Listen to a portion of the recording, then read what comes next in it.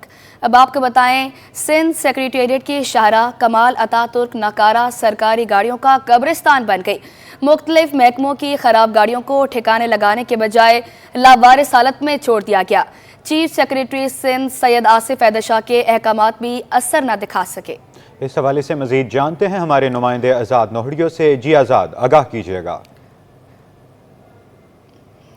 جی بالکل، میں اس وقت کسی عام مقام پر موجود نہیں ہوں۔ میں اس مقام پر موجود ہوں جہاں پر پورے صوبے کا نظام چلتا ہے، پورے صوبے کا سرکاری سسٹم چلتا ہے، انتظامی احکامات جاری ہوتے ہیں۔ اس پر عمل درآمد ہوتے ہیں یا نہیں ہوتے ہیں وہ الگ معاملہ ہے، لیکن یہ ہے سندھ صوبے کا دارالخلافہ سندھ سیکریٹریٹ۔ یہاں پر وزراء اور تمام بیوروکریسی کے دفاتر موجود ہیں۔ یہ ہے اسی سندھ سیکریٹریٹ کی شاہراہ ہے کمال اتا ترک۔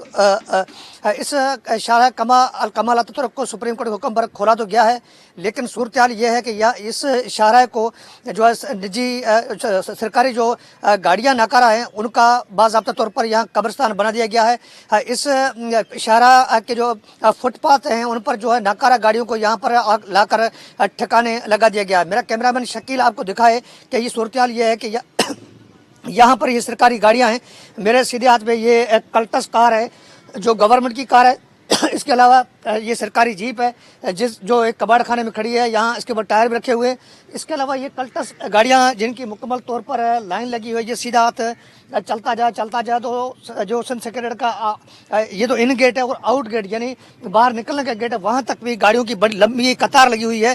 یہ جو واپسی کا گیٹ ہے، لیکن وہاں جو داخلہ کا گیٹ ہے اس طرف میرے الٹے ہاتھ پہ یہاں سے دیکھا جائے تو کونے میں محکمہ داخلہ، محکمہ پی این ڈی، محکمہ ایجوکیشن، محکمہ لیبر اور دیگر محکموں کے دفاتر ہیں، وہاں پر بھی بڑی تعداد میں گاڑیاں موجود ہیں۔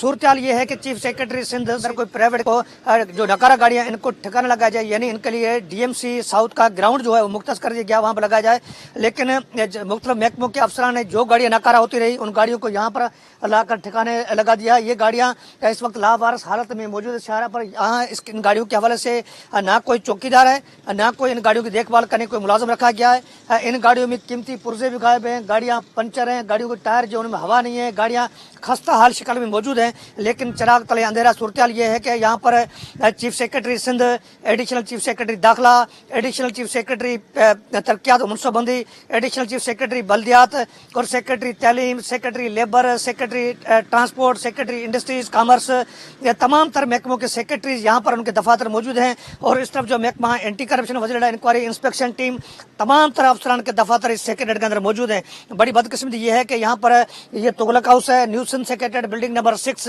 اولڈ کے ڈی بلڈنگ 1، اولڈ کے ڈی بلڈنگ 2 اور دیگر جو محکمہ خزانہ سیکریٹریٹ، تمام تر جو افسران ہیں ان کے سائے تلے سب کچھ ہو رہا ہے، لیکن افسر شاہی چیف سیکریٹری سندھ کے احکامات پر عمل درآمد کرنے کو تیار نہیں ہے، اور نہ ہی ان گاڑیوں کو ٹھکانے پر لگایا جا رہا ہے، اور نہ ہی ان گاڑیوں کو آکشن یعنی نیلام کرنے کے حوالے سے کسی قسم کے کوئی اقدامات اٹھائے جا رہے ہیں۔ جب محکمہ جنرل ایڈمنسٹریشن و کوآرڈینیشن سے پوچھا گیا تو ان کا یہ کہنا ہے کہ ان گاڑیوں کو ٹھکانے لگانے کے حوالے سے انہوں نے جو متعلقہ جو افسران ہیں ان کو احکامات تو جاری کیے ہیں، لیکن وہ عمل درآمد کرنے کو تیار نہیں ہے۔ ان کے خلاف کارروائی کی جائے گی، کارروائی کب ہوگی، لیکن اس کے باوجود یہ گاڑیاں جو ہے یا سندھ سیکریٹریٹ کے لیے سیکورٹی رسک بن چکی ہے، لیکن ان گاڑیوں کو ٹھکانے لگانے کے لیے کسی قسم کے کوئی اقدامات نہیں کیے جا رہے ہیں۔